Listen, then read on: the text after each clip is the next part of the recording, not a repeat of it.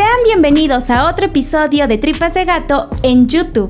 Este es el caso de Juan Fernando, un menor que la gente llamó el niño del terror y que causó pánico en la sociedad de Ecuador. El contenido de este podcast está basado en investigaciones públicas. Los datos que aquí se presentan pueden ser encontrados en carpetas de investigación o en bibliografía de libre acceso. Nunca se presentarán datos que vulneren a las víctimas. Fernando nació el 28 de febrero del año 1976 en Costera de los Ríos, en Ecuador. Con 1 año de vida, fue dado en adopción debido a que su madre biológica no tenía los recursos para poder mantenerlo, además de tener otra hija pequeña.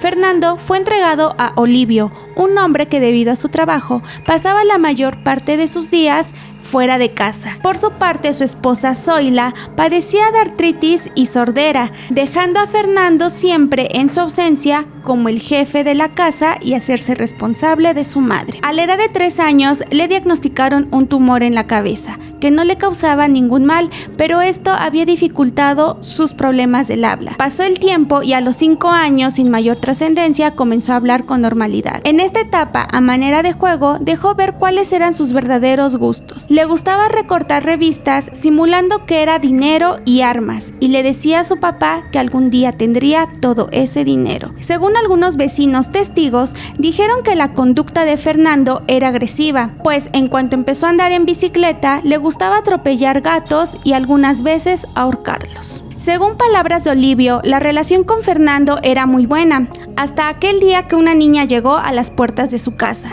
Esta niña era la hermana biológica de Fernando, lo cual él no sabía. Olivio y Zoila decidieron ayudar a la pequeña tanto en los estudios como económicamente, pero ellos no sabían el conflicto emocional que vendría después.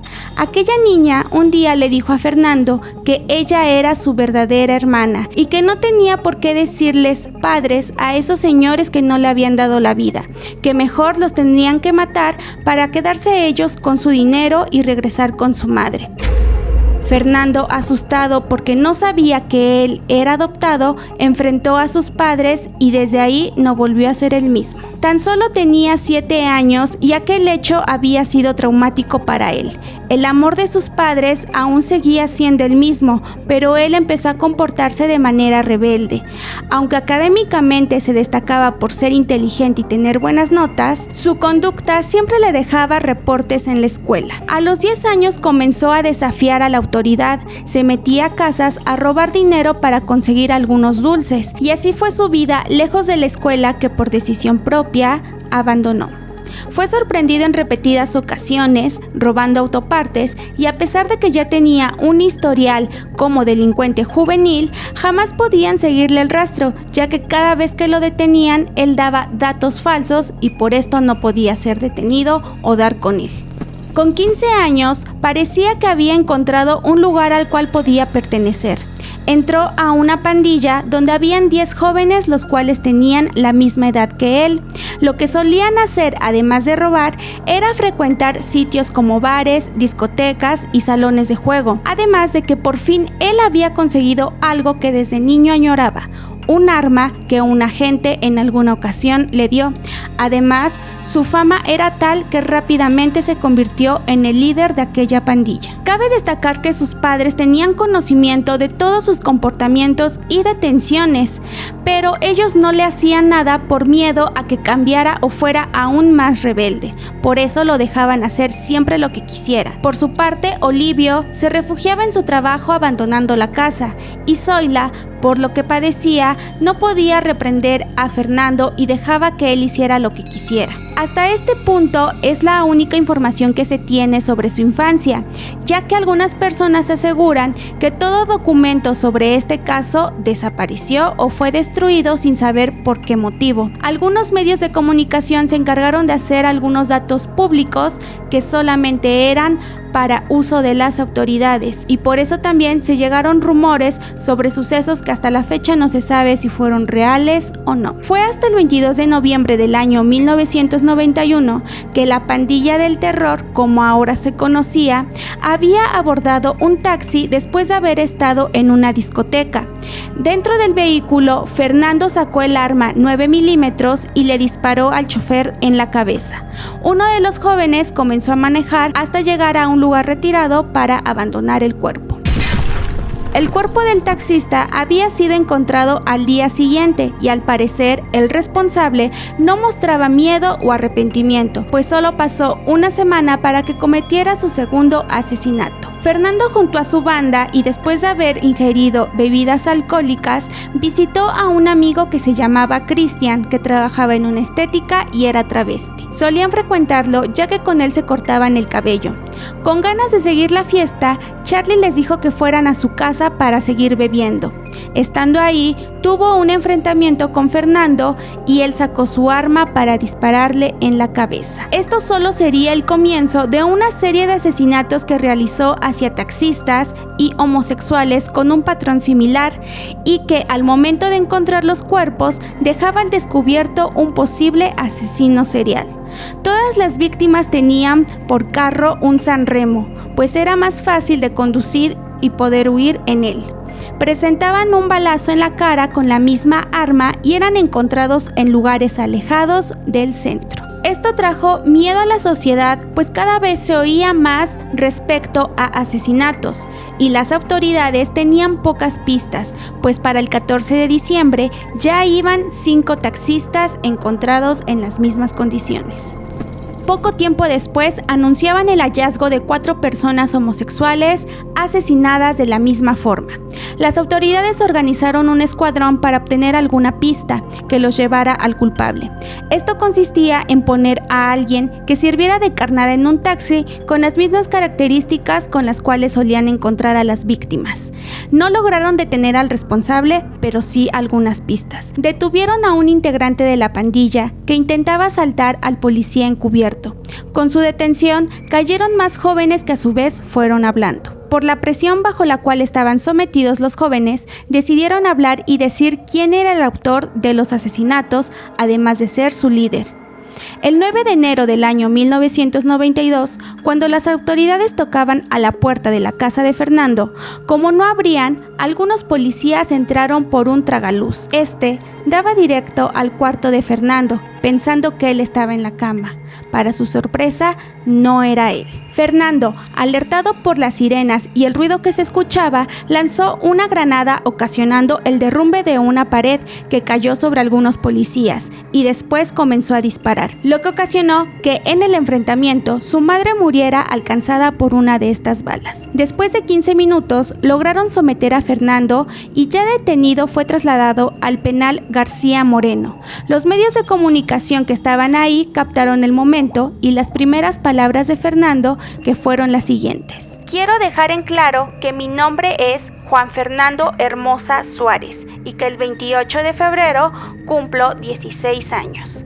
La gente que estaba siguiendo la noticia del asesino en serie que estaba sembrando terror no tenía ni idea de quién se trataba, hasta que en febrero las autoridades daban a conocer oficialmente ante los medios que Juan Fernando era el responsable de los asesinatos hacia taxistas, homosexuales y algunos traileros.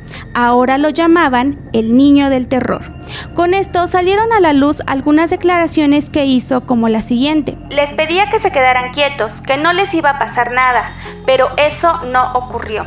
Otra vez amenazaron con un revólver calibre 22, por lo cual utilicé mi arma, y un taxista intentó golpearme con una llave de ruedas, por lo que también me vi obligado a disparar".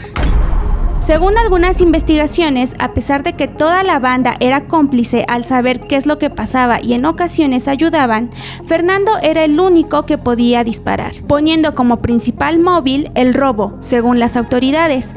Pero ellos se justificaron diciendo que la pandilla del terror había sido contratada por un oficial del ejército como venganza por la violación de su hija, porque un taxista lo había hecho. Por eso contrató a los jóvenes para que asesinaran a todos los taxistas que se pusieran en su camino. Por tales confesiones que hizo, en las cuales describe con naturalidad y simpleza cómo asesinaba a sus víctimas, fue sentenciado a 4 años de prisión para adolescentes, con la pena máxima para un menor de edad en aquel país, por haber asesinado a más de 20 personas. Esto trajo inconformidad por parte de algunos familiares de las víctimas y sociedad en general, debido a que esto no se les hacía justo. Él había declarado que cuando estuviera en libertad se vengaría de todas las personas que le echaron de cabeza.